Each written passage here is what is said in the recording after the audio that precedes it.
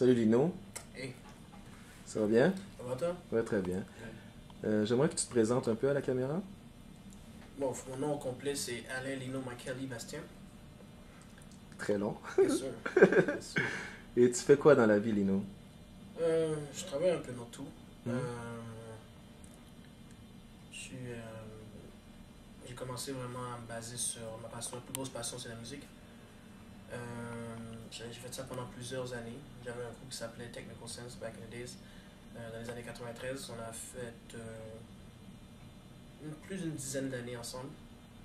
Et puis on a fait beaucoup de choses. On a voyagé, fait plusieurs spectacles un peu partout. On a rencontré beaucoup de personnalités aussi, etc. Euh, Après, on a décidé de se diviser pour mieux régner. Essayer de passer à d'autres expériences et en fait compte d'élargir nos horizons parce qu'on était un groupe, on avait beaucoup de talent. Mhm. Et puis plusieurs sont restés dans le même profil de la musique, etc. Et moi j'ai décidé de changer de cap et d'aller vers ma deuxième passion qui a été le cinéma, on va dire. Mhm.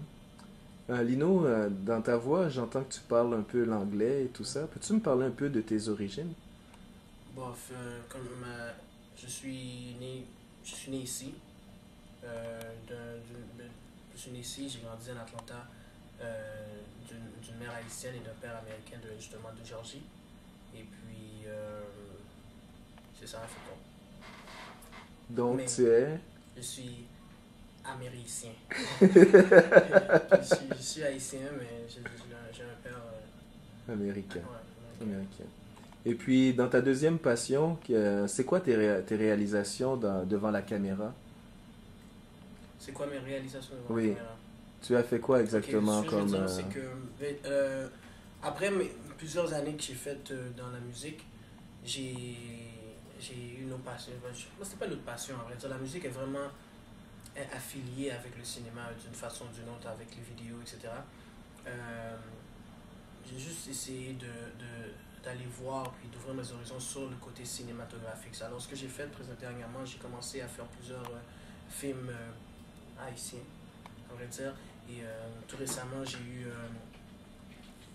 initié un contrat euh, pour un film canadien qui s'appelle Exit 67. Comment? Exit 67. Exactement. Et avec le producteur, justement, Jeff T. Bastien, et non, on n'est pas reliés. Mais par coïncidence, il porte le même nom de famille que moi, oui. Et c'est ça, alors c'est supposé de sortir le printemps prochain, 2010, Mhm. dans tous les cinémas. Là, une première au Canada, à vrai dire.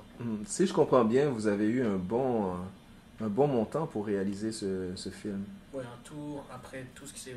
Tout en général, c'est un projet de 3 millions. 3 millions. Ouais, mais c'est quand même considérable. Ouais. Et puis, vous jouez un rôle dans le rôle de... Ouais, j'ai un rôle principal dans le film. On est quatre. On a Mhm. quatre rôles principaux. Mon personnage, c'est Paco. Mhm. Euh, je suis un des membres d'un groupe, en fait, contre un groupe d'amis. Et puis, c'est un film qui parle un peu de la vie en général, les difficultés que la vie amène aux jeunes, sur les jeunes. Et où ce que les jeunes passent, et puis les périples d'un jeune dans la société. Mhm. Mais à part ça, ça reste à voir et c'est un film qui va être très intéressant, qui va éduquer plusieurs personnes aussi Mhm. sur la vie des jeunes à Montréal. Quoi. Mhm. On parle de la vie des jeunes à Montréal. J'aimerais vous parler un peu de la diversité culturelle de Montréal. Pensez-vous qu'il est facile pour un jeune d'une ethnie différente que québécoise de réussir ici au Québec? Bof. De réussir, réussir au Québec, c'est. Écoute, c'est toute une guerre. C'est possible, mais. C'est possible, mais la réponse est ça demande beaucoup de travail. Puis, waouh. Mais c'est possible. Mais ça dépend aussi dans quel domaine.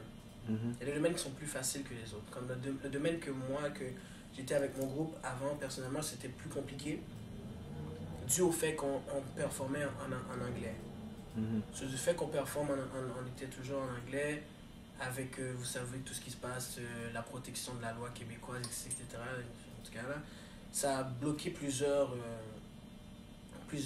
portes. Ça a fermé plusieurs portes. Et je trouve, comme, justement, en parlant de ça, que c'est quelque chose de... J'ai toujours été... Je comprends la cause, mais ça ferme tellement d'autres portes qui pourraient aider en même temps cette cause.